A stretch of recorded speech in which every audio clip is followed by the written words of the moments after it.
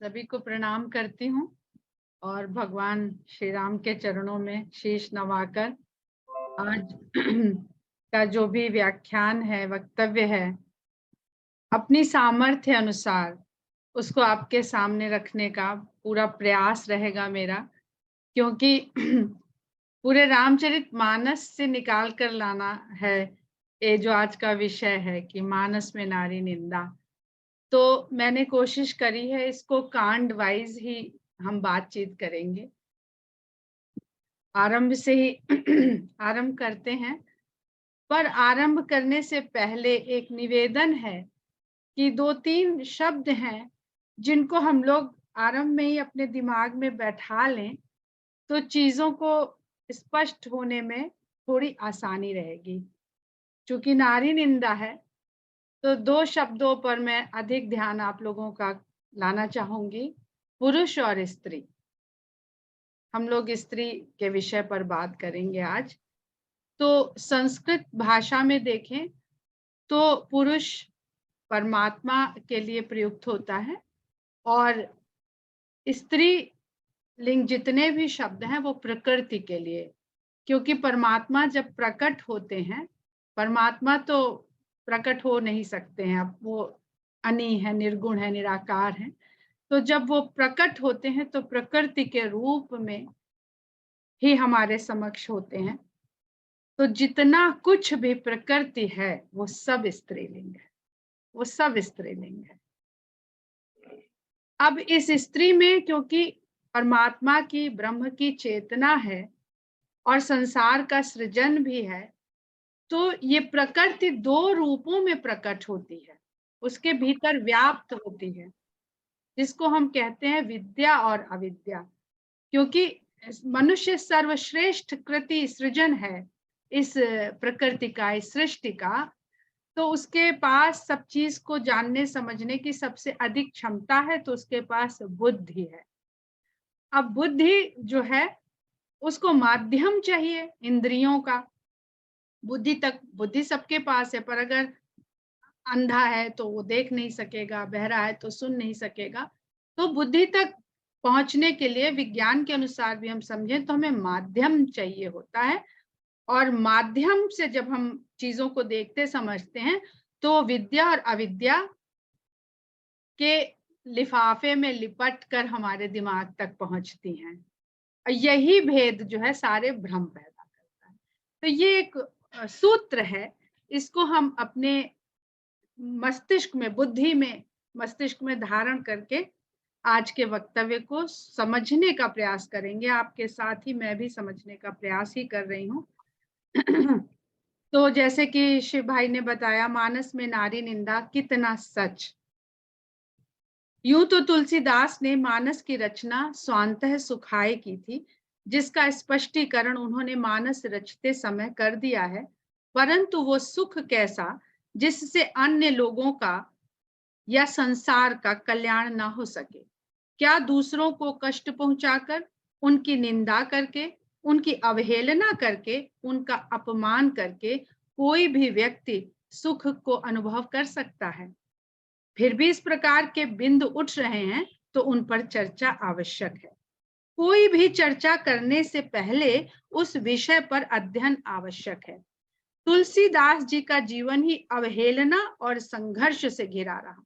दुर्भाग्य ने जन्मते ही उनका दामन थाम लिया, ये कथा हम सब लोग जानते हैं।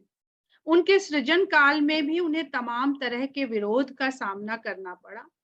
तत्कालीन विद्वानों ने उनकी भाषा, रचना, विषय वस्तु, ज्ञान, भक्ति सभी पर विरोध प्रकट किया और प्रहार किए, उन्हें नष्ट करने का भरपूर प्रयास किया, जो आज भी दिखाई पड़ रहा है। अभी हाल ही में एक कार्यक्रम के दौरान एक विद्वान को सुनने का अवसर मिला जो नई पीढ़ी को पढ़ने के लिए प्रेरित कर रहे थे। उन्होंने कहा कि क्या पढ़ना है, जब इसे चुनने की बारी आए तो वही चुनना जो कम से कम 100 वर्षों से पढ़ा जा रहा हो। कोई बात तो होगी जो रामचरितमानस जैसा ग्रंथ 500 से भी अधिक वर्षों से पढ़ा, गाया, समझा जा रहा है और मंचन किया जा रहा है। मंचन के साथ साथ मंथन भी किया जा रहा है। इस पुस्तक को ग्रंथ का दर्जा प्राप्त है। इसमें आप कथा ढूंढेंगे, कथा मिलेगी, ज्ञान ढूंढेंगे, ज्ञान मिलेगा, भक्ति ढूंढेंगे, भक्ति मिलेगी, अध्यात्म ढूंढेंगे, अध्यात्म मिलेगा। तो बहुत लोग कहते हैं इसे साहित्य की दृष्टि से देखिए, क्योंकि कथा है इसमें, तो ये साहित्य की श्रेणी में आता है, परंतु उसमें ज्ञान है, भक्ति है, अध्यात्म है, इसलिए इसे ग्रंथ का दर्जा प्राप्त है। रामचरितमानस साहित्य की दृष्टि से उत्तम रचना है और ग्रंथ की श्रेणी में भी है। अब ग्रंथ क्या होता है? ग्रंथ उसे कहते हैं जो मन की, परिवार की, समाज की, संसार की और संसार से परे की भी सभी ग्रंथियों को खोलने की ताकत रखता है। ग्रंथ कहीं भी उलझन और ग्रंथि पैदा नहीं करता, बल्कि उससे मुक्त कराता है। जो लोग ऐसा मानते हैं कि रामचरितमानस तत्कालीन समाज का चित्र प्रस्तुत करता है और अब प्रासंगिक नहीं है, तो अवश्य ही तुलसीदास का तत्कालीन समाज दोष युक्त रहा होगा और आज दोष मुक्त एवं ग्रंथि मुक्त है। तुलसीदास रचित मानस तभी अप्रासंगिक हो पाएगा जब उसकी आवश्यकता तभी नहीं रह जाएगी जब पूरे विश्व में राम राज्य स्थापित हो जाएगा, जहां न राजा के मन में कोई ग्रंथि होगी और न जनता के मन में। जब तक इस तरह की ग्रंथियां हमारे मन में या हमारे विश्व में व्याप्त हैं, तब तक रामचरितमानस प्रासंगिक बना रहेगा। अब हम मानस में नारी निंदा की बात करते हैं। तुलसीदास जी मानस की रचना वंदना के साथ करते हैं। सबसे पहली वंदना माता सरस्वती की करते हैं। विनायक से पहले वाणी की वंदना, शंकर से पहले भवानी की वंदना और राम से पहले सीता की वंदना। ऐसे रचनाकार पर नारी निंदा का आरोप, जैसे ही मैंने इस प्रश्न का उत्तर जानने के लिए मानस का पृष्ठ खोला तो मेरे प्रश्न धूमिल होने लगे। ऐसा नहीं कि यह प्रश्न आज ही हमारे सामने आया है। मेरी बाल्यावस्था और किशोरावस्था में मेरे भी मन को इस तरह के प्रश्नों ने मथा था, किंतु उनको दूर करने के लिए मैंने अध्ययन को महत्ता दी, ना कि आलोचना को।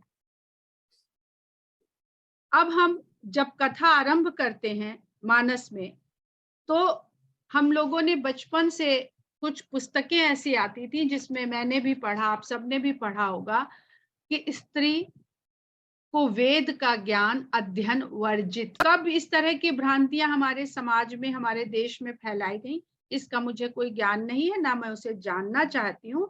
परंतु मानस में जब हम आते हैं तो सारा ज्ञान ही एक स्त्री के प्रश्न के द्वारा होता है और वहीं से आगे बढ़ता है, हम सब तक पहुंचता है, और ये है माता पार्वती। किंतु माता पार्वती से पहले भी ब्रह्म के बारे में जानने का प्रश्न माता सती ने भी किया है। एक बार त्रेता जुग माही सम गए कुंभज ऋषि पाही, संग सती जग जननी भवानी, पूजे ऋषि अखिलेश्वर जानी। गए हैं तो जगत जननी साथ में है शंकर के, और जब लौटे हैं मुनि संग विदा मांग त्रिपुरारी, चले भवन संग दक्ष कुमारी। अब शंकर के साथ गई तो जगत जननी थी, लौटी तो दक्ष कुमारी क्यों? क्योंकि अगस्त मुनि के साथ साथ सभी ऋषियों ने भगवान शंकर को अखिलेश्वर जान करके उनका पूजन किया, सत्कार किया। सती के मन में ये भाव आ गया कि उनके स्वामी सारे जगत के स्वामी हैं। इस प्रकार का अहम भाव उनको जगत जननी से दक्ष सुता की श्रेणी में ले आता है। शंकर के द्वारा राम का अभिवादन करने पर सती का यह अहम भाव आहत होता है और यही अहम भाव उन्हें भ्रम की स्थिति में डाल देता है। तो हम ये समझ रहे हैं कि भ्रम पैदा करने के लिए जीव के अंदर अहंकार की आवश्यकता है। यदि अहंकार आ गया तो भ्रम की स्थिति रच देगा। जब उन्होंने शंकर भगवान से परम ब्रह्म राम और दशरथ नंदन राम के भेद को जानना चाहा, तो सुन ही सती तब नारी सुभाऊ, संशय अस न धरहि उर काऊ। तो ये नारी की निंदा नहीं हो रही है, ये एक ऐसे जीव के बारे में कहा जा रहा है जो अपनी अहम भाव के कारण, अपने दक्षता के भाव के कारण जो बुद्धि है उसकी, उसने उसे अविद्या के वशीभूत कर दिया है और उसके अंदर शंका और संशय आ गया है ब्रह्म को लेकर के। शंकर भगवान के लाख समझाने पर भी सती के मन का संदेह नहीं मिटा, क्योंकि उनके मन में दक्षता और अहंकार का भाव आ गया था। जो दक्ष है उसे स्वयं अपनी बुद्धि का प्रयोग करना चाहिए। यद्यपि वह बुद्धि से परे है, फिर भी उसे बुद्धि के द्वारा ही जाना समझा जा सकता है। अतः सत्यता को परखने के लिए भगवान शंकर ने माता सती को स्वयं अपनी बुद्धि के द्वारा परीक्षण करने की सलाह दी और स्वयं मौन धारण करके वट वृक्ष के नीचे बैठ गए। यहाँ माया से भ्रमित बुद्धि वाले जीवों की बात की गई है। सत्य को धारण करने वाली सती भी जब श्रेष्ठता के भाव से भर जाती हैं, तो अहम भाव का ये पर्दा उन्हें सत्य का अनुभव नहीं कराता। अब अहंकार का भाव सती से असत्य भाषण भी करवाता है, अर्थात वे अपने अहम भाव का रक्षण और पोषण कर रही हैं। इसलिए उनसे शंकर जैसा गुरु और ब्रह्म दोनों छूट जाते हैं। यहाँ से उनका पुनर्जन्म होता है और पार्वती का शरीर प्राप्त करके वो तपस्या के बल से अपने विकारों को दूर करने का प्रयास करती हैं। जीव तप करके ही अपने जो जीव जनित विकार हैं, जब उनसे छुटकारा पा लेता है, तभी उसको पुनः शंकर की शरण प्राप्त होती है। अर्थात ऐसे गुरु का सामीप्य मिलता है जो उसे पुनः ब्रह्म के बारे में ज्ञान या बोध करा सके। अब आप समझ सकते हैं कि जो जन इस प्रकार की शंकाएं उठा रहे हैं, वह किस प्रकार की मानवीय दुर्बलताओं से घिरे और भरे हैं। संपूर्ण जगत ही शिव और शक्ति का संतुलित रूप है, ये हमें अर्धनारीश्वर के रूप से समझ में आता है। यहाँ पर एक उदाहरण देना चाहूंगी कि जो अग्नि होती है वो स्त्रीलिंग में कही जाती है, परंतु उसके भीतर जो तेज है, जो ताप है, वो पुल्लिंग में कहा जाता है। अब व्यक्ति जब देखता है तो उसे अग्नि दिखाई पड़ती है, ताप दिखाई नहीं पड़ता है। ताप अनुभव करने की चीज है। जो व्यक्ति अग्नि को देख रहा है, कभी नहीं देखा है, उसे नहीं पता चलेगा कि इसमें कितना ताप है, इसको छूने से उसका किस प्रकार से अहित हो जाएगा या किस प्रकार का अनुभव होगा।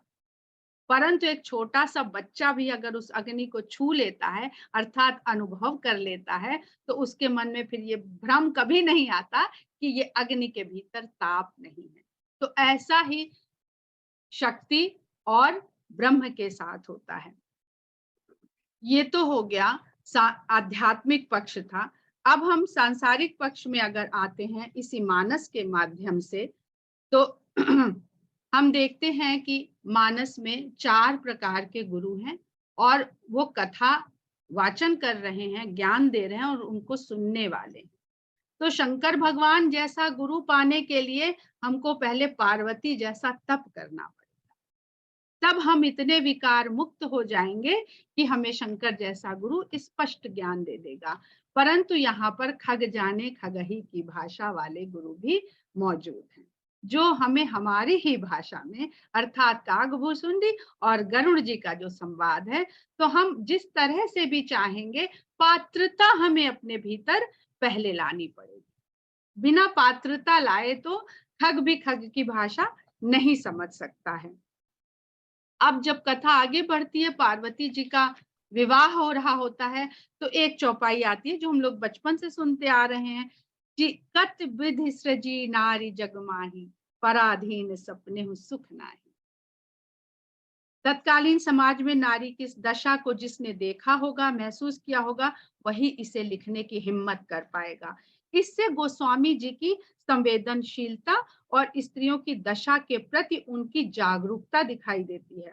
यद्यपि ये भाव पार्वती की विदाई के समय बेटी के बिछुड़ने के दुख से मैना के मुख से निकले हैं, किंतु मैना पति के रूप में शंकर को, अपनी पुत्री के पति के रूप में शंकर को स्वीकार नहीं कर पाई हैं और उनके भविष्य को लेकर सशंकित हैं। इस परिस्थिति पर उनका कोई वश नहीं चल पाया। वही विवशता और आशंका का भय इस चौपाई में दिखाई देता है। ये पराधीनता जितनी स्त्री के लिए दुखदाई है उतनी ही पुरुषों के लिए भी। इसे भारत जैसा देश जिसने हजारों वर्ष पराधीनता का दर्द सहा है, उससे अधिक कौन समझ सकता है। अब आगे चलते हैं और पार्वती माता जब शंकर भगवान से पुनः राम के बारे में जानने का प्रयास करती हैं, इच्छा जाहिर करती हैं, तो अब मोहि आपन किंकरि जानी, जदपि सहज जड़ नारी सयानी। तो आप गुरु के पास जाएंगे कुछ जानने के लिए तो क्या कहेंगे, हमको बहुत ज्ञान है। गुरु के पास जाने के लिए विनम्र भाव चाहिए होता है, तुच्छता का भाव चाहिए होता है, खालीपन का भाव चाहिए होता है। तो ये पार्वती माता का विनम्रता का और शिष्यत्व का भाव है, जो अपने आप को उनसे नीचे, गुरु के नीचे बैठ के ही ज्ञान प्राप्त किया जाता है। सती और पार्वती की अब हम बात करते हैं, तो सती के जो दोष रहे जिसके कारण उनको ब्रह्म ज्ञान नहीं मिला, फिर पार्वती ने किस प्रकार से उन दोषों से स्वयं को मुक्त किया, उसी बीच कथा में एक और कथा आती है जहां पर जालंधर की स्त्री का जिक्र होता है। अब इस चौपाई को देखिए तो यहाँ कौन निर्बल है और कौन तेज प्रदान करने वाला है। परम सती असुराधिप नारी, तही बल ताही न जितहि पुरारी। तो स्त्री में तो इतना बल दिखा रहे हैं तुलसीदास जी कि वो अपने पति को भी ऐसा बल दे रही है कि उसको पुरारी भी जीत नहीं पा रहे हैं, शंकर भगवान भी जीत नहीं पा रहे हैं। इसके बाद कौशल्या माता और सभी, वहां पर कहीं नारी निंदा है ही नहीं, उनके सभी सद्गुणों का और सदाचार, उनके व्यवहार का ही वर्णन है। जब और आगे कथा बालकांड में बढ़ती है तो राम की भेंट होती है ताड़का से, और राम ने प्रथम वध स्त्री का किया है, ताड़का का। जो शब्द मैंने शुरू में बोले थे वही यहाँ पर समझने के लिए आसान बनते हैं, क्योंकि राम ने विश्वामित्र के कहने से ताड़का का वध किया है। और ताड़का कौन है? कामना का स्वरूप है। जब भी आप किसी लक्ष्य की ओर बढ़ेंगे तो स्वयं की कामना का वध करना पड़ेगा, गुरु की इच्छा का आपको पालन करना है। राम की कोई इच्छा नहीं है ताड़का का वध करने की, अपनी इच्छा के लिए, अपने वीरता का प्रदर्शन करने के लिए। तो कामना, ताड़का का वध जो है वो कामनाओं के वध को प्रतीक रूप में बताता है। और ताड़का के वध के पश्चात राम की भेंट होती है अहिल्या से। अभी इसका प्रसंग वहां पर भी आता है कि ढोल गंवार शूद्र पशु नारी, सकल ताड़ना के अधिकारी। तो सीधी सी बात है कि अगर गोस्वामी जी का और उनके राम का ये विचार है, तो फिर ताड़ना के बाद अगली महिला अहिल्या, तो उसका भी ताड़ना उसको भी देनी चाहिए, सकल ताड़ना के अधिकारी। पर अहिल्या के साथ क्या राम का व्यवहार है वो सभी लोग जानते हैं।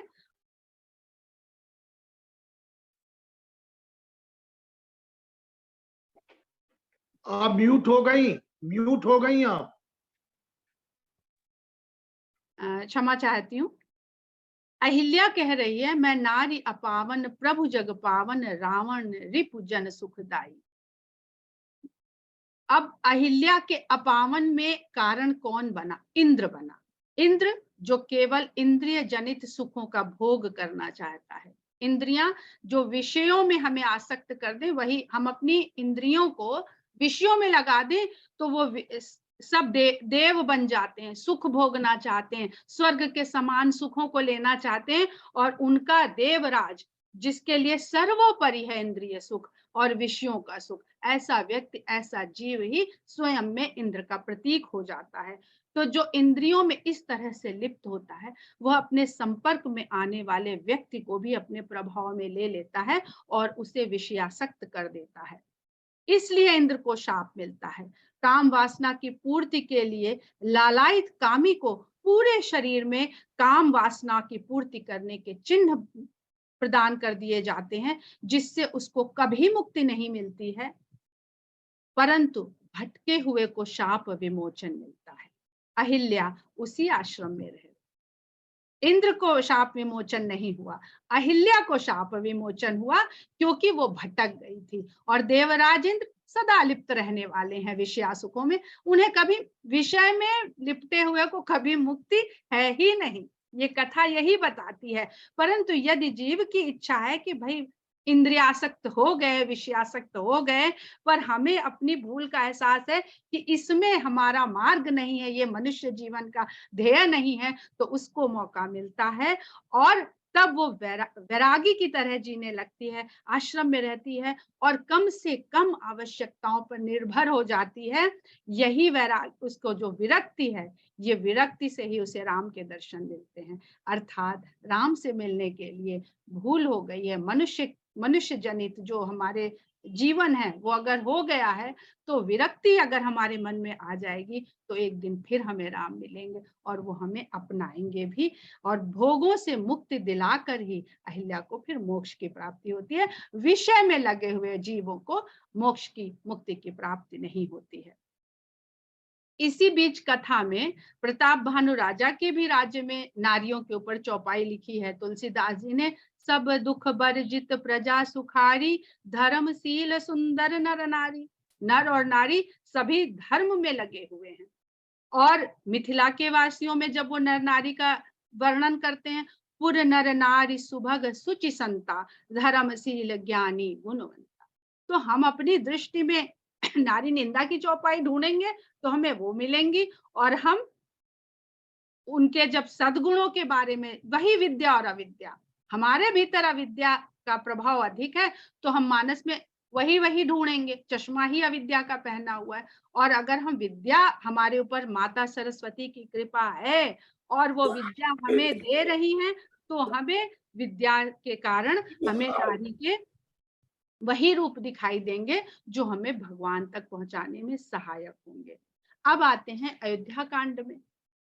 अयोध्या कांड में आते ही हमारा सामना होता है मंथरा से, और मिलता है हमें पढ़ने को, काने खोरे कुबरे कुटिल कुचाली जानी, तिय विशेष पुनि चेरी कहीं भरत मातु मुस्कानी।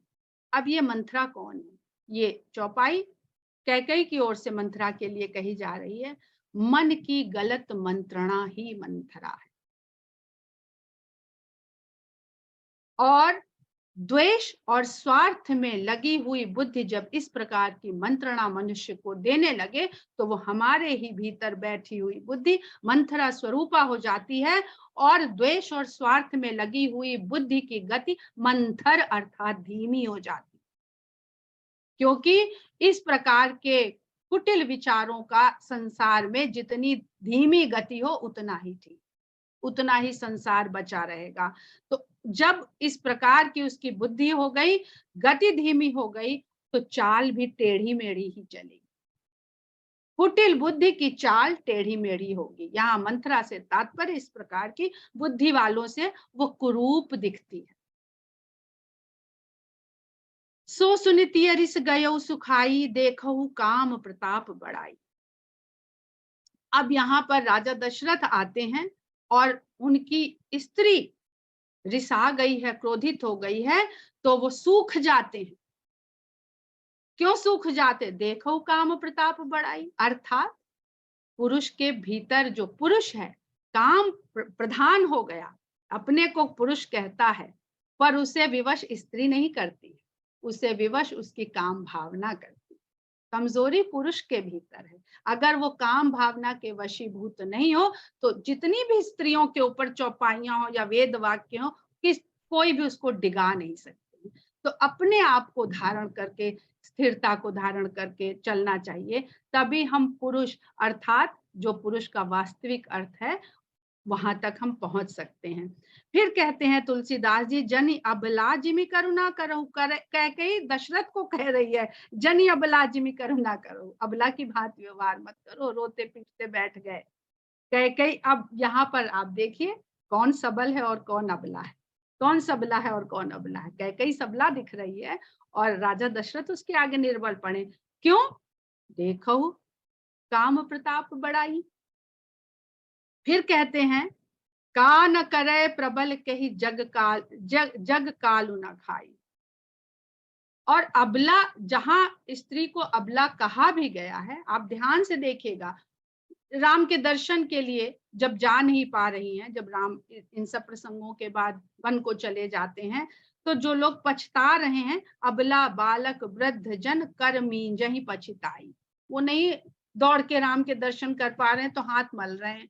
यहाँ पर अबला स्त्री की उस अवस्था को कहा जाता है जब वो रजस्वला है, जब वो गर्भवती है अथवा प्रसूता है, वो शक्ति का सृजन कर रही है, इतनी सबल है कि सांसारिक कार्यों के लिए वो अबला है। उसे सृष्टि का सृजन करने दो, दुनिया के छोटे मोटे कार्यों के लिए उसे अबला जानो। तो इतना उसमें जो अर्थ हैं वो हमें समझने पड़ेंगे। और फिर उसके बाद भरत जी जब आए हैं तब देखे, जो मैं बार बार कह रही हूं कि बुद्धि को कहा जा रहा है स्त्री रूप में, मुनि मति ठाढ़ी तीर अबलासी। जब भरत जी का प्रेम देख रहे हैं ऋषि मुनि अयोध्या कांड में, तो था नहीं ले पा रहे हैं भरत जी के प्रेम की, वो जो गहराई है उनके प्रेम सिंधु की, उसके किनारे मुनियों की बुद्धि अबला सी खड़ी है। तो जब अबला बुद्धि समझ ना पाए तब अबला, और जब समझ ले तो वही बलवान होकर के सीता की स्थिति को भी पहुंचा देती है। अब आते हैं अरण्य कांड में, जहां सबसे भयानक जो वार्तालाप है वो अनुसुईया माता का है, जिसे पिछले दिनों हमारे बीच बैठे हुए मुस्कुरा रहे हैं। उन्होंने हाथ नहीं लगाना चाहा था, पर मैं बताती हूँ, मैं स्त्री हूँ इसलिए मैं कह सकती हूँ, मुझे उतना दोष नहीं दिया जाएगा। नारी के धर्म बताने से पहले अनुसुईया जी ने पुरुष के धर्म बताए हैं, पर हम पुरुष इतने श्रेष्ठता के भाव से भरे हुए हैं कि अपनी कमी देखना ही नहीं चाहते।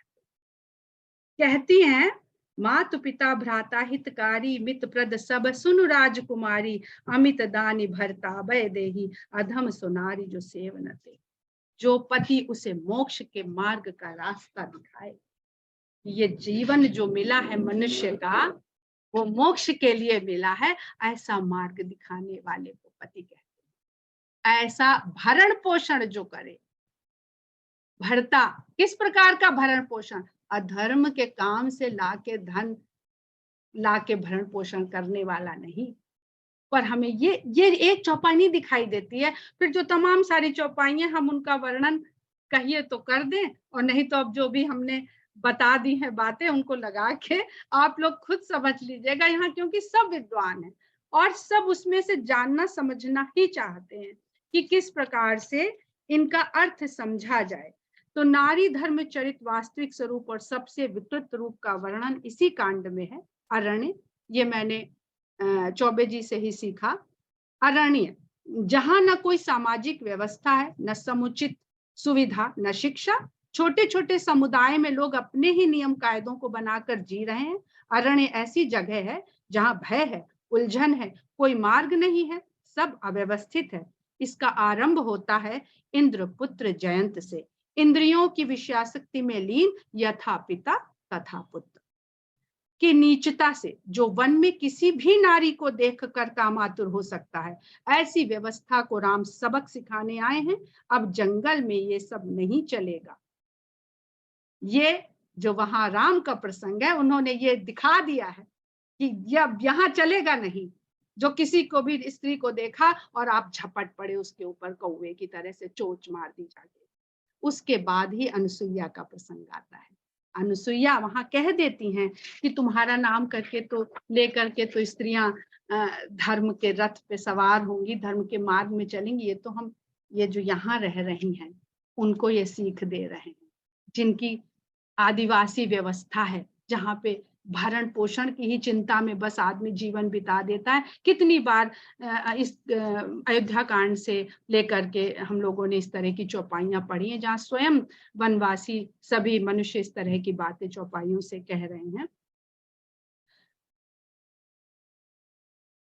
कहते हैं तुलसीदास जी अनुसुईया माता के प्रसंग के बाद, सुन सीता तव नाम सुमिर नारी पतिव्रत करही, तो ही प्राण प्रिय राम कहियो कथा संसार है। आगे इस प्रसंग के बाद लक्ष्मण द्वारा ज्ञान, वैराग्य, माया और भक्ति का ज्ञान प्राप्त करना। माया ऐसी स्त्री जिसने मेरा तेरा फैलाकर सारे जीवों को वश में कर रखा है। माया के भेद विद्या और अविद्या हैं। विद्या गुण सहित जगत की रचना करने वाली है। अविद्या दोष युक्त दुख के रूप में संसार को भ्रम में डालने वाली है। जब जब नारी निंदा दिखाई दे उसे अविद्या की निंदा समझिएगा, जब प्रशंसा सम्मान दिखाई दे उसे विद्या रूपी नारी समझिएगा। यहाँ भक्ति ऐसी स्त्री है जो स्वतंत्र है, विकार रहित है और ज्ञान वैराग्य भी उसके अधीन है। इसे हम उत्तरकांड में समझेंगे आगे चल करके। अनुसुईया के उपदेश के बाद लक्ष्मण को राम की सीख और इन प्रसंगों के शिक्षाप्रद प्रसंगों के बाद शूर्पणखा जी का आगमन। तो धरातल बनता है, उस तरह की स्त्री के बारे में बताया जाता है, फिर उस चरित्र का कथा में प्रवेश होता है। माया के द्रुप रूप का प्राकट्य है, रावण की बहन के रूप में उसका परिचय है। माया का अधिकाधिक भोग करने वाला जीव, स्वामित्व और अहंकार से भरा हुआ जीव, वो चाहे पुरुष हो अथवा स्त्री, सदा दुराचार को ही प्रेरित होगा। शूर्पणखा रावण के बहिनी, भ्राता पिता पुत्र उर्गारी, पुरुष मनोहर निरखत नारी, होई बिकल सक मनहि न रोकी, जिमि रवि मनि द्रव रवि बिलोकी, तुम सम पुरुष न मो सम नारी, यह संजोग विधि रचा बिचारी। काम के दोष केवल पुरुष को ही नहीं व्याप्त कर सकते, काम वासना स्त्री पर भी अपना प्रभाव डालती है।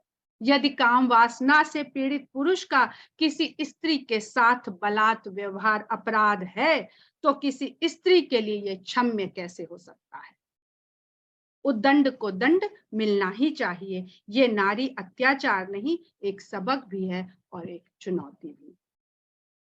शूर्पणखा के प्रसंग के बाद अरण्य कांड में शबरी का आगमन होता है और फिर यहाँ पे एक चौपाई मिल जाती है, अधम ते अधम अति नारी, तिन मह में मति मंद अघारी। यहाँ फिर मैं यही कहूंगी, ये शबरी स्वयं के लिए कह रही हैं और ये विनम्रता का भाव था। हम कहीं जाते हैं, अभी हम लोग सब मिले, मधु जी भी बैठी हैं, हम लोग किस तरह से एक दूसरे से मिल रहे थे, ये कह रहे थे कि हम बहुत, देखिए क्या बढ़िया चौड़ा इंतजाम किया हमने, ऐसे छाती ठोक के देखिए मेरा हमारा आज जरा प्रभाव देखिए लखनऊ में, ऐसे मिल रहे थे, ऐसे तो नहीं मिल रहे थे।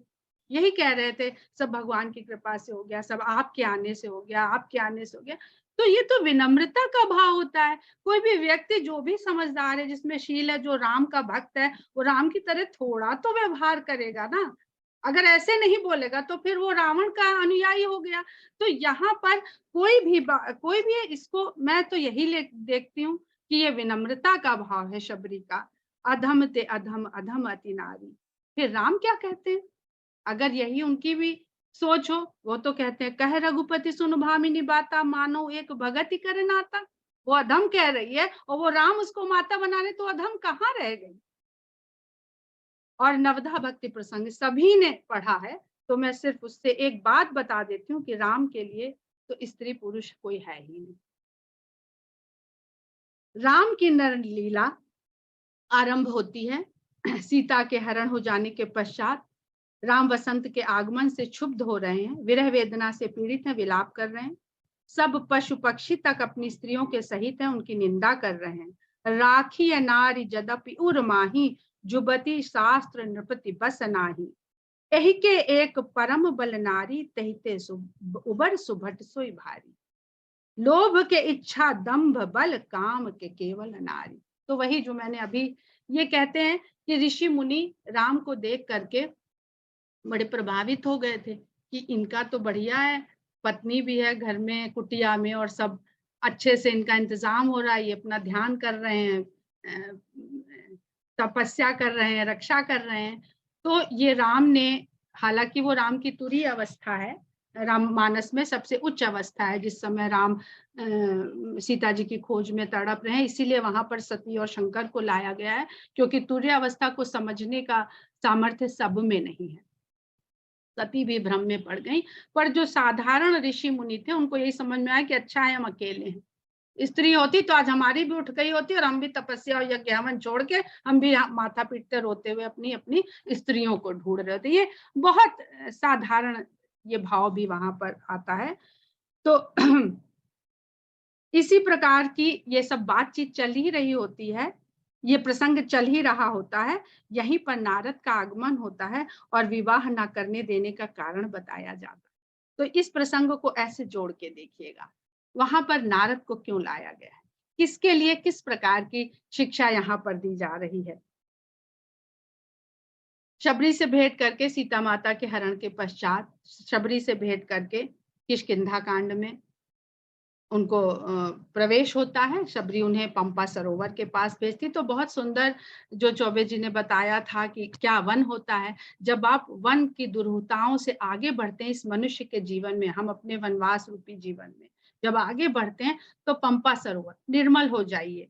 बहुत वन में उलझनों में भटक लिए, पंपा सरोवर के समीप पहुंचे, निर्मलता को प्राप्त करिए, फिर थोड़ा उत्थान की ओर चलेंगे और आप किष्किंधा यानी ऊंचाई की ओर अब आपका बढ़ना आरंभ होता है। तो किष्किंधा कांड में तारा के साथ जो राम का संवाद है, बहुत स्त्रियों का वहां पर फिर वर्णन नहीं है। और तारा को भगवान क्या कहते हैं, क्षितिजल पावक गगन समीरा पंच रचित अति अधम शरीरा। तारा यहाँ पर अर्जुन की भांति एक ऐसा सुपात्र है जिसे राम तत्व ज्ञान दे रहे हैं। ये अरण्य से ऊपर उठकर एक ऊंचाई की ओर बढ़ना है, अरण्य और फिर पंपा सरोवर, किष्किंधा, और इसके बाद मन के गहन द्वार में जब प्रवेश करते हैं तो वहां फिर एक स्त्री से सामना होता है और वो है स्वयं प्रभा। जब आप आंख मूंद के स्वयं के भीतर जाते हैं तो स्वयं की प्रभा ही आपको आगे बढ़ने के मार्ग को दिखाती है, जहां पर आप आदि शक्ति हो, भक्ति हो, जो भी हो, उनके तक पहुंचने का मार्ग आपको स्वयं से ही मिलता है। एक और चौपाई है, महावृष्टि चली फूट कियारी जिम स्वतंत्र भय बिगड़हि नारी। कि स्वतंत्र कर दो स्त्री को तो बिगड़ जाती है। इसको भी समझ लिया जाए। यथा शूर्पणखा, वह स्वतंत्र होकर भी कामनाओं वासनाओं के बंधन में बंधी है। सीता रावण की लंका में बंदी होकर भी कामनाओं से स्वतंत्र है। वो स्वच्छंद विचरण कर रही है पर कामनाओं की बंदी है, और सीता बंदी है लंका में और कामनाओं से स्वतंत्र है। स्वतंत्रता का वास्तविक अर्थ समझने की हर नारी को आवश्यकता है। एक स्वतंत्रता उसको नाक कान कटवाने का प्रतीक बन रही है, भाई बंधु परिवार कुल राष्ट्र के विनाश का कारण बन रही है, तो एक स्वतंत्रता सभी स्त्रियों को शोषण से मुक्त करवाने का कारण, अत्याचार का अंत और पूजनीय बन रही है, आदर्श का पैमाना बन रही है। एक वासना के आगे लाचार है तो एक आत्मविश्वास से भरी हुई, एक अपने ही शासित क्षेत्र में खर दूषण की 14,000 सैनिकों वाली सेना का संहार करवाती है, तो एक शत्रु के नगर में उसी की सेना के बीच सिर्फ एक तिनके का सहारा लेकर उसे चुनौती देती है। हम कैसे कह सकते हैं कि मानस में नारी निंदा हो। अब आते हैं सुंदर कांड पर। ऐसी अवस्था जब मनुष्य को प्राप्त हो जाती है, स्वयं प्रभा से जब उसका सामना हो जाता है, वो भेंट कर लेता है, तो आरंभ होती है मनुष्य के जीवन की सुंदरता। भक्त हनुमान जैसी पूर्ण समर्पण भक्ति जो केवल सुंदर है, उसके संपर्क में भी कई नारियां आती हैं। स्वयं प्रभा के पश्चात सुरसा, छाया रूपी राक्षसी, लंकिनी, मंदोदरी, त्रिजटा और अंत में सीता, सभी नारी के ही रूप हैं। और उनमें से बहुत सारी नारियां परम शक्ति अथवा भक्ति सीता तक पहुंचने में बाधा तो बनती हैं किंतु सफल नहीं होती हैं। त्रिजटा राक्षसी होते हुए भी सीता के द्वारा माता कहकर संबोधित होती है। त्रिजटासन बोली कर जोरी, मातु विपति संगिनी तय मोरी। शत्रु की खेमे की होकर भी वो सीता की हितैषी है। क्यों? रावण त्रिजटा के सामने भरी महिला सभा में सीता को अपनी रानी बनाने के लिए अपनी पटरानी मंदोदरी के साथ साथ सभी रामनियों के आत्मसम्मान को ठेस पहुंचाता है, अपमान करता है। सुंदर कांड में रावण का आगमन ही सुंदर कांड की सुंदरता में पैबंद लगाता है, जब वह मंदोदरी के सम्मान को बुरी तरह आहत करता है। कह रावण सुन सुमिख सयानी, मंदोदरी आदि सब रानी, तब अनुचरी करऊं पन मोरा, एक बार विलोक मम ओरा। ऐसे रावण को कोई नारी कैसे सम्मान की दृष्टि से देख सकती। त्रिजटा की बात कर रही हूँ। वो तो सीता के द्वारा उस राम को जान रही है जो स्त्री पुरुष के भेद से परे है, जो शोषित को संवेदना, कल्याण और सम्मान देते हैं, उद्दंड को दंड देते हैं। ऐसा पुरुष लंका निवासिनियों के लिए अनजाना ही है। तभी वे सीता को आशा देती हैं। अब ध्यान से सुनिएगा, त्रिजटा सीता को आशा देके क्या कहना चाह रही है। वे सीता को आशा देती हैं कि राम आएंगे और इस प्रकार वे अपने मान सम्मान की रक्षा का स्वप्न देख रही हैं और कहती हैं, यह सपना मैं कहूं पुकारी, हुई है सत्य गए दिनचारी। ऐसा पुरुष उनके लिए स्वप्न प्राय है कि जो स्त्री का इस प्रकार मान सम्मान करता है तो वो आ जाएगा तो हमारा भी ऐसे ही मान सम्मान शायद होने लगेगा। इसी कांड में एक चौपाई है जिसपे सबसे ज्यादा शंका होती है, ढोल गंवार शूद्र पसनारी सकल ताड़ना के अधिकारी। अभी हम लोगों ने ताड़ना की बात करी, ताड़का की बात करी। ये ताड़ना शब्द वहीं से चला आ रहा है। मैं इसको बिल्कुल भी नहीं मानती हूँ कि यहाँ पर ताड़ना का अर्थ देखना है, ताकना है, उनको कंट्रोल करना, अपने उसमें रखना है। ताड़ना का अर्थ ताड़ना से ही है, सीधा सीधा अवधी भाषा का एक शब्द है और वो उसी भाव में लिया जाता है। तो ताड़का को जब राम ने वध किया था तो ताड़का को वध किया था, सुबाहु का वध किया था, मारीच को छोड़ दिया था। मारीच को बिना फल का बाण मारा था और वो समुद्र पार जा करके गिरा था। समुद्र पार अर्थात लंका। लंका आकर के गिरा और उसने सूचना दी कि तुम्हारी चौकी तो ध्वस्त कर दी गई, जिसको तुमने वहां पे निर्धारित कर रखा था और धीरे धीरे अतिक्रमण कर रहे थे उस संस्कृति को नष्ट करने के लिए। और छोटे छोटे दो राजकुमार आए और इस तरह उन्होंने सारी सेना को, ताड़का सुबाहु को मार गिराया। और मुझे राम ने छोड़ा ही इसीलिए था कि जाए और वहां पर इस चैलेंज को बताए। अब मारीच का ये जो कथन था नगर में चर्चा का विषय बन गया, तो रावण ने उसे दुत्कारा और कहा, खबरदार जो यहाँ दिखाई दिए तो जिंदा नहीं बचोगे। तो अब ये वहां जा नहीं सकता क्योंकि राम ने चुनौती दे दी है। अब रावण ने भी भगा दिया है कि ये तो भय फैला रहा है मेरे साम्राज्य में ही, मेरे खिलाफ ही, मेरे शत्रु का गुणगान करता फिर रहा है। तो वो वहां से भी चला गया और वो अपना, कहते ना, वो अंडरग्राउंड होकर के कहीं पर जाके रहने लगा, वन में जाके छुप के रहने लगा। ये जो इसकी फिजा बन गई कि धीरे धीरे कि अरे भाई वहां तो उत्तर में कोई हो गया है जो रावण से डर दूर कर रहा है लोगों के मन से, तो रावण ने अपना अत्याचार और बढ़ा दिया। इसको हम यहाँ से पढ़ के आप लोग को बताते हैं। लंका की ये सुगबुगाहट आसपास के क्षेत्रों तक फैल गई। इस सूचना से रावण के प्रभाव में कोई कमी ना आ जाए, रावण ने केवल लंका बल्कि अपनी सीमा से लगे हुए शासकों के ऊपर भी दबाव बढ़ा दिया।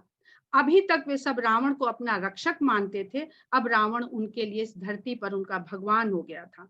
न चाहते हुए भी वे सब रावण के आगे पीछे रहते थे कि कहीं उसके कोप का भाजन न बन जाए। और ताड़का के ताड़ना की कथा को धीरे धीरे रावण के आतंक ने आच्छादित कर दिया। इसका एक भुक्तभोगी समुद्री सीमा का रक्षक राजा समुद्र भी था। राम लंका प्रयाण के गंतव्य में समुद्र तट पर पहुंच चुके थे, किंतु समुद्र ने राम के सैन्य समुद्र को रोक दिया था। राम ने अनेक दूतों के द्वारा समुद्र तक सहयोग की अपेक्षा का संदेश भिजवाया था, पर समुद्र रावण के भय से इस सहयोग को सीधे सीधे रावण का विरोध मान रहा था। कूटनीति, जिसे वह किसी भी हाल में वहन नहीं कर सकता था। अपने मंत्रियों और सचिवों से निरंतर उसकी बातचीत चल रही थी और सभी उसे यही सलाह दे रहे थे कि राम से सहयोग नहीं करना चाहिए क्योंकि ये तब तो अभी मर कट कर समाप्त हो जाएंगे। समुद्र को रावण की छत्र छाया में ही रहना है। अतः नीति कहती है कि इस कूटनीति का हिस्सा न बनकर बना जाए और राम के साथ विरोध ही दर्शाया जाए, जिससे रावण की कृपा दृष्टि बनी रहे। इस तरह 3 दिन बीत गए। राम के लिए एक एक पल दुष्कर था। फिर 3 दिन व्यर्थ चले जाना। राम स्वयं धनुष लेकर समुद्र से भेंट करने चल पड़े। इधर एक अनुभवी अमात्य ने समुद्र से मंत्रणा करते हुए समुद्र को कई सूचनाओं से अवगत कराया। अपने सूचना तंत्र से उसने ये बताया कि ये वही राजकुमार हैं जिन्होंने किशोरावस्था में सुबाहु और ताड़का जैसे आतताइयों को ताड़ना दी थी। रावण एक प्रकांड विद्वान था, अपने ज्ञान बल और शक्ति का ऐसा अभिमान था, अपने समक्ष सभी को गंवार समझता था। सब जानते वेदों का ज्ञाता था, तो वेदों का ज्ञाता है, बाकी सब उसके सामने मूर्ख है। ऐसा आज हम लोग आज भी देखते हैं, जिसके पास ज्यादा ज्ञान आ जाते कहते हैं वो क्या जाने, एक नंबर के मूर्ख हैं, गंवार हैं। तो सब यहाँ गंवार को गंवार नहीं कहा जा रहा, रावण के समक्ष सभी उसके आसपास के प्राणी उसके सामने उसकी नजरों में गंवार हैं। हर तरह के विरोध को विद्रोह में परिवर्तित होने से बचाने के लिए रावण सदा प्रताड़ना का सहारा लेता था। उसके लिए संसार में वही एक ऐसा व्यक्ति था जो सर्वश्रेष्ठ ब्राह्मण था, विश्व विजेता था, इसलिए सर्वश्रेष्ठ योद्धा अर्थात क्षत्रिय भी था। सबसे अधिक संपत्ति सोने की लंका थी, स्वामी होने के कारण सर्वश्रेष्ठ वैश्य भी था। शेष सभी उसके लिए उसके सेवक अर्थात शूद्र के समान थे। वर्ण संकरण एवं संस्कृति संकरण के द्वारा उसने आर्य संस्कृत की वर्ण व्यवस्था की धज्जियां उड़ा दी थी। अब वो एक नई संस्कृति गढ़ रहा था जिसका एकमात्र अधिष्ठाता केवल रावण था, सभी के द्वारा पूजा जाने वाला एकमात्र ईश्वर। मनुष्य की सबसे बड़ी कामना ईश्वर हो जाने की है, पर वो ये नहीं जानता कि दया, करुणा और प्रेम के बिना कोई ईश्वर नहीं हो सकता। आतताई का दंभ एक दिन टूटता ही है और प्रेम की विजय होती ही है, क्योंकि प्रेम ही ईश्वर है और राम तो प्रेम, दया, करुणा की प्रतिमूर्ति बनकर उभर चुके थे।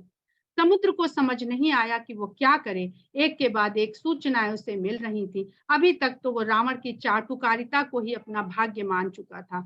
आर्य संस्कृति का होते हुए भी रावण के निकट उसका निवास और रावण के आतंक ने उससे अपनी सारी संस्कृति और सभ्यता विस्मृत करा दी थी। अनेक गाथाओं के साथ साथ उसे बालीवध, खरदूषण और सेना सहित संहार, उसके जैसा दुर्बल शासक कहाँ राम से सामना कर सकता था। तभी उसे राम के क्रोधित होने की सूचना मिली। यह भी पता चली कि राम क्रोध से भरे हुए धनुष पर प्रत्यंचा चढ़ाकर उठ खड़े हुए हैं। उनकी धनुर्विद्या की वीर गाथाएं उनके सलाहकार शीघ्र उसे बताने लगे थे। समुद्र को लगा अभी तो प्राण बचाए जाएं, यदि जीवित बचा तो रावण के क्रोध का भाजन बन लेगा। वह तुरंत श्वेत वस्त्र धारण कर विनीत मुद्रा के राम के सम्मुख गया और चरणों में लौट गया, क्योंकि उसने यह भी सुन रखा था कि राम शरणागत का वध नहीं करते, उसे प्राण दान तो अवश्य देते हैं। राम को जल्दी से जल्दी खुश करने के उद्देश्य से वह अपनी प्रवृत्ति के अनुसार चाटुकारिता करते हुए राम की प्रशंसा करने लगा और स्वयं को निम्न, क्षुद्र, उद्दंडी, अज्ञानी घोषित करते हुए कहता है, सब है सिंधु गही पद प्रभु केरे। सब चौपाई आप लोग की जानी समझी है। अंत में कहता है, प्रभु भल कीन मोहि सिख दीनी, मर जादा पुनि तुम्हारी कीनी, ढोल गवार शूद्र पसनारी, सकल ताड़ना के अधिकारी, प्रभु प्रताप में जाब सुखाई, उतरही कटक मोरी बढ़ाई, प्रभु आज्ञा पेल श्रुतिकाई, करो सो बेग जो तुम्हें सुहाई। राम ने किसी पशु को भी ताड़ना नहीं दी, किसी पशु को भी। अगर हम लोग अपनी छोटी बुद्धि से सोचें तो पशुओं की सेना लेके चले आए थे, ताड़ना देते तो इतने, हालांकि वो पशु हम नहीं मानते कि वो पशु थे, फिर भी अगर उस रूप में देखें तो इतने पशु उनके साथ में जुड़ नहीं सकते थे। लंका कांड पहुंचते हैं। लंका में सभी प्रकार के दोषों का गढ़ है लंका। यहाँ स्त्रियां रावण के अहंकार के आगे विवश और निरीह हैं, फिर भी मंदोदरी अपनी क्षमता के अनुसार धर्म की रक्षा में संलग्न है। रहस्य जोरी कर पतिपत लागी, बोली बचन नीति रस पागी, तव कुल कमल विपिन दुखताई, सीता सीत निशा समाई। मुख्य नारी पात्र है मंदोदरी और सीता। मंदोदरी जो अपमानित होकर भी रावण को सीख देने की हिम्मत रखती है, क्योंकि वो माता है मेघनाद जैसे पुत्र की, जो इंद्रियों को जीत चुका है, इंद्रजीत है, पर इंद्र जीतने के साथ साथ वो अहंकार का पुत्र भी। अहंकार के कारण ही, इसी अहंकार से भगवान विष्णु ने नारद की रक्षा की थी और छोटा अंकुर होते ही उखाड़ फेंका था। अहंकारी रावण ज्ञानी होते हुए भी विद्या अविद्या में भेद नहीं कर पाता। वह धरती पुत्री अर्थात प्रकृति का सम्मान करने के बजाय उसका उपभोग करना चाहता है। ऐसा दंभी व्यक्ति ही अपनी पत्नी से कह सकता है, नारी स्वभाव सत्य सब कहाही, अवगुण आठ सदा उर रहाही, साहस अनृत चपलता माया, भय अविवेक असौच अदाया। सबसे कठिन चौपाई है ये। लंका कांड में जो नारी के लिए कही गई, 8 प्रकार के दोषों से उसे युक्त बताया गया है। इसके पहले का जो मंदोदरी का कथन है उसको आप लोग पढ़िएगा। वहां पर मंदोदरी परमात्मा के विराट रूप का वर्णन कर रही है, परंतु अहंकार में डूबे रावण को उसकी बातें बिल्कुल विपरीत जान पड़ती हैं। वो उन सारे दोषों को मंदोदरी में बताता है जो स्वयं उसके भीतर व्याप्त हैं। जैसे माया के कारण मोह से घिरे हुए प्राणी को दर्पण के भीतर का सारा उल्टा प्रतिबिंब यथार्थ जान पड़ता है, वह मंदोदरी के शब्दों को अपनी महिमा बताता है और अपनी दुर्बलताओं को मंदोदरी की दुर्बलता।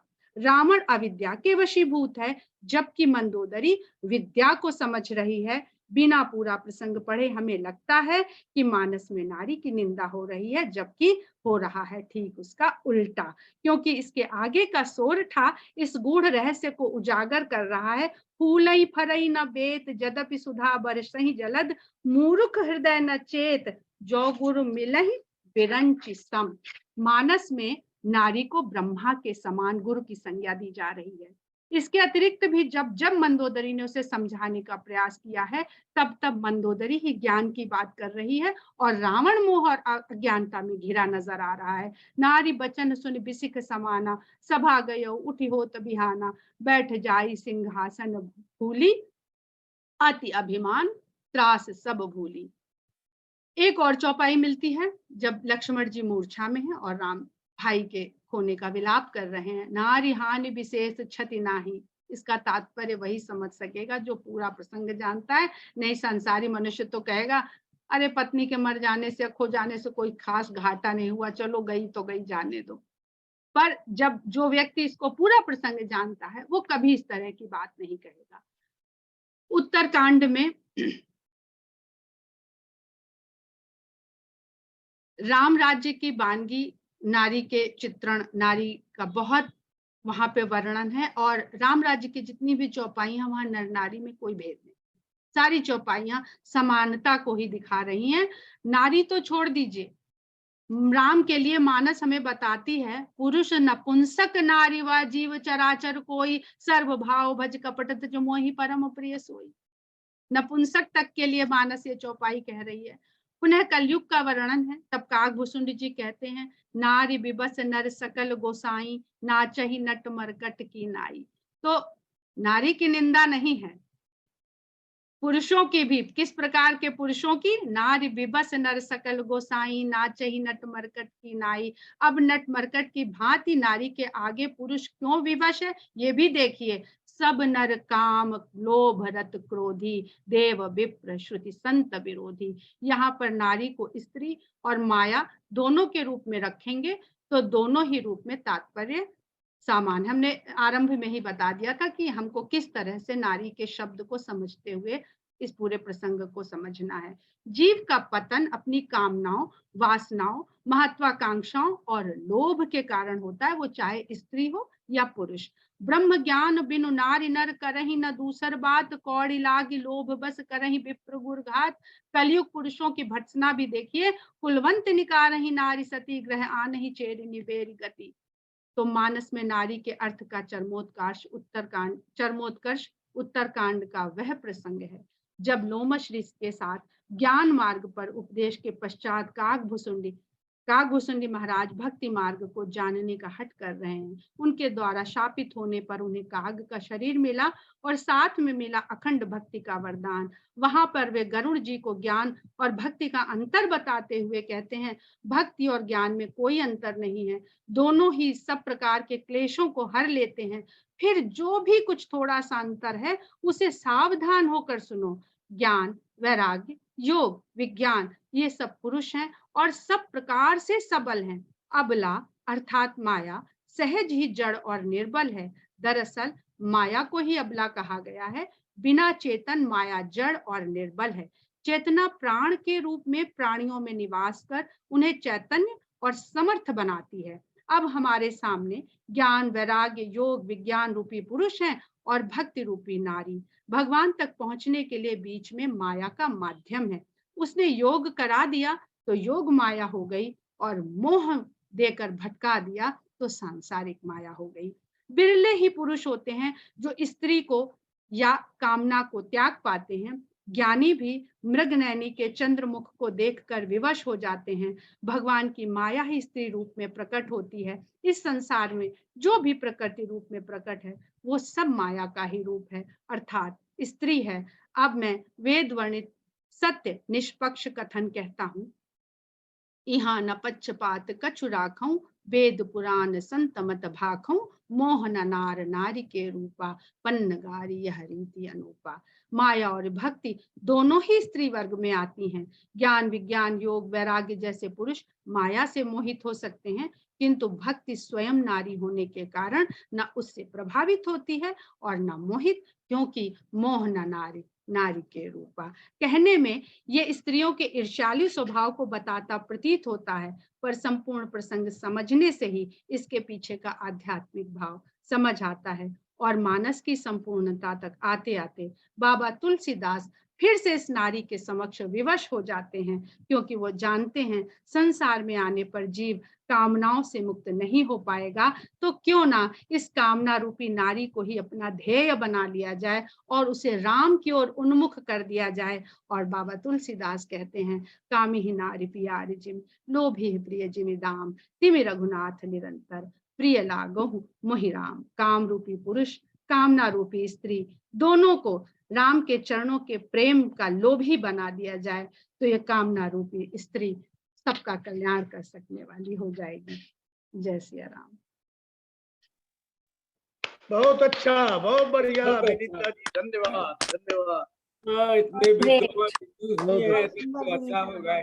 बहुत ही शानदार, बहुत बहुत ज्यादा, बहुत बढ़िया। बहुत विनीता जी, सुंदर, विनीता जी अद्भुत। आपने तो बहुत ही अच्छा विद्वतापूर्ण भाषण दिया।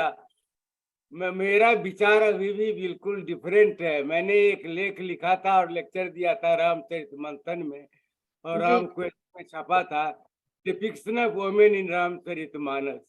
तो मैंने सारा अध्ययन किया, तो जो ढोल घमार शूद्रपद नारी, तो टीकाकारों की गलती है। हमारे इंडियन टीकाकार तो सब फालतू लिखते ही हैं। उसमें टीका प्रेस वाले में ही था कि पिटाई करना चाहिए, उनको दंड के बागी हैं। आर.सी. प्रसाद ने भी यही लिखा, बीटिंग। एक्चुअली होना चाहिए कि अच्छी की देखभाल होनी चाहिए। तारना का अर्थ है कि अच्छा देखभाल करना था। जैसे कि बच्चे को तारेत पंच वर्षानी लालेत तारेत, 15 साल तक उतारना करना चाहिए। ऐसा ही है कि सब जो है ना लोगों ने लिखा हुआ है। अब मगर एक चीज हमने देखा, उसको हमने निकाल दिया अपने लेख से, कि रामचरितमानस में जो नारी के बारे में सब खराब बातें हैं ना, वो अच्छे लोगों ने ही कहा है। जैसे कि नारद को राम जी बताते हैं कि नारी जो है ना, ये चीज है वो चीज, सब खराब बात बताते हैं पूरा दोहा में। वो दारुण दुख दान देने वाली है, इसीलिए मैंने तुमको बचा लिया विवाह करने से। और तुलसीदास जी सबरी को बोलते हैं कि पाप की जड़नी है, जो कि मतंग ऋषि की शिष्या है, राजकुमारी हुआ करती थी। ऐसा ही है। अनसुईया बोलती है सीता जी को कि सहज अपावनी नारी। तो ये सब चीजें हैं। और हमको उन्होंने बताया, ओम जी ने, कि ऐसा आप दूध को, उसमें से आप मोती चुन लीजिए और बाकी छोड़ दीजिए। तो हमने उसको कैंसिल कर दिया अपना। तो जिससे यही है कि अभी एक नया टीका निकला है पेंगुइन क्लासिक्स में, जब ओम जी ने बताया कि रीडिंग रामचरितमानस एक अच्छी किताब है, मंगाओ। तो सप्लायर ने बोला कि नई टीका निकली है, आपको पसंद आएगी। तो ग्रेट ऑफ दी स्कॉलर है, उन्होंने किया है, रोहिणी चौधरी, 3 वॉल्यूम है। उसमें भी उन्होंने कहा है कि बीट दे डिजर्व बीटिंग। उसका जो ढोल गमार शूद्रपद नारी का यही किया हुआ है। तो ये जो है ना टीकाकारों की बहुत गलती है यहाँ पर। वो तो अच्छी बात कह रहा है कि उनको रिजर्वेशन मिलना चाहिए, अच्छा पढ़ने और लिखने की सुविधा मिलनी चाहिए ऐसे लोगों को। ढोल को ये कहना है मेरा विचार। वैसे आपका तो विद्वान विद्वता इतनी बड़ी है, तो बस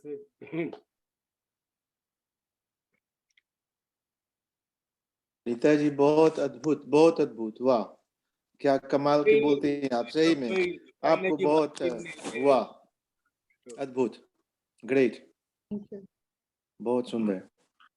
सादर प्रणाम विनीता जी, बहुत ही सुंदर विवेचन लगा। बिल्कुल सही आपने सटीक वर्णन जो किया है तथ्यपूर्ण तरीके से, हम लोगों को कहने में भी आगे विवेचित करने में बहुत आसानी होगी जिस तरह से आपने समझाया। यहाँ तो ज्ञान की अथाह गंगा प्रवाहित होने वाली है और हम इसमें डुबकी लगा सके तो ये हम लोगों का सौभाग्य होगा। आपको सादर प्रणाम विनीता जी। बस पढ़िए, आप लोग खूब पढ़िए, सब उसी में अर्थ है, कहीं बाहर से हम कहीं से नहीं लाए, उसको जितना विनीता जी पढ़ेंगे।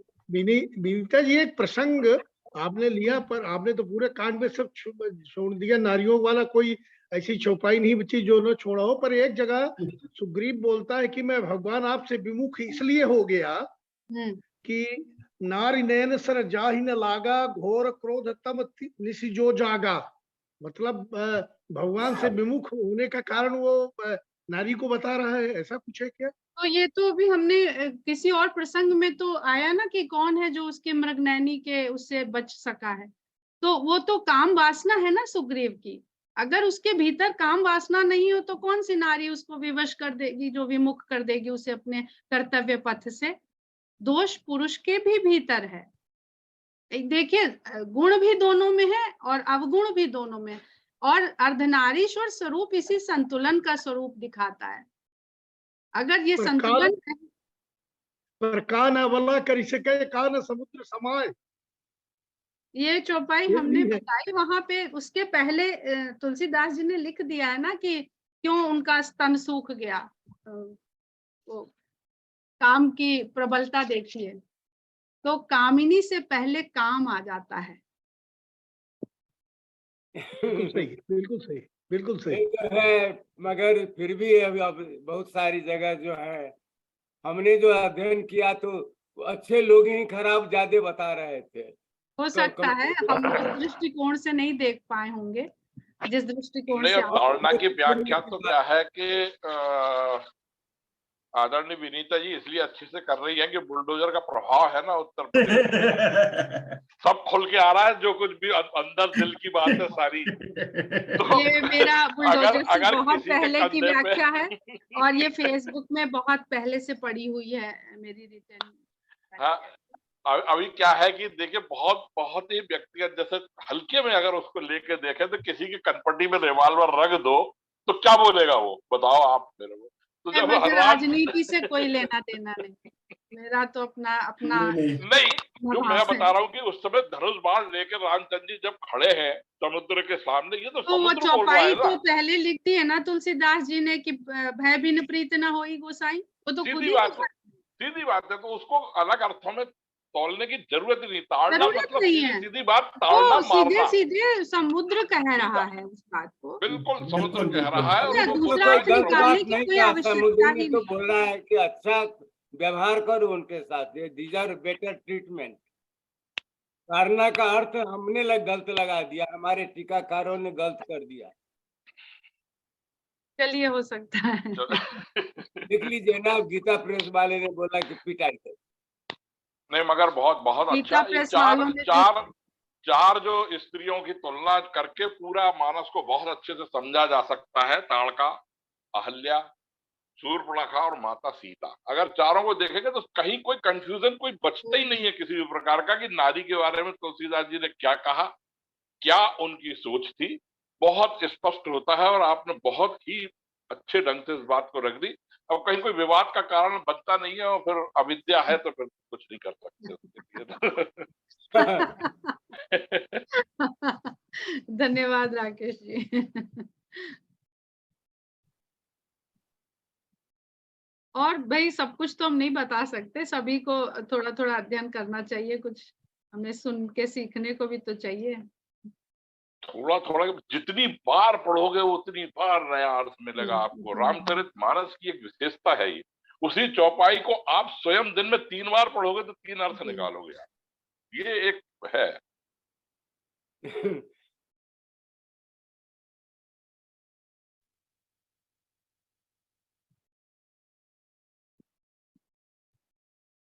बहुत बहुत सुंदर, बहुत धन्यवाद विनीता जी आपके इतने सुंदर वक्तव्य के लिए। सभी को नई नई चीजें सीखने को, समझने को मिलती हैं इन्हीं चीजों से। तो आज का की सभा हम यहीं पे समाप्त करेंगे।